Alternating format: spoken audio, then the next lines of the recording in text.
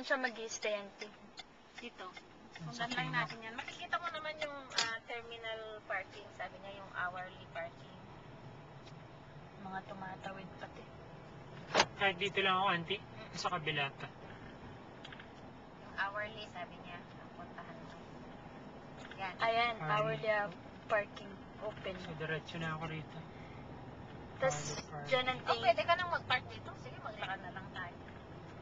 Parking. Kasi gusto ko sana doon tayo pumunta eh. Saan, auntie? Doon sa kabilang parking. Pero dito,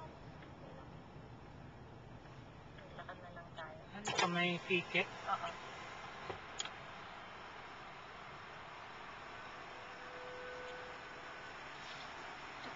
Press button.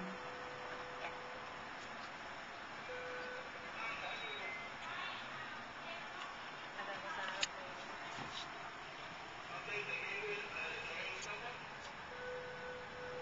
Pwede ka nang mag-park dito kung meron kang makita. Tapos lalakarin na lang Oo, natin maglakad pabalik. na lang tayo. Para malapit lang. Malapit dito sa Ano bang pagkakaiba nun, auntie, ng isang sinasabi mo? doon sa Mas- kabila. Mas ah. malapit doon kasi malapit yung Philippine Airlines doon eh. Ah, Dito. yung parang bababa pa yan. Kapag exit.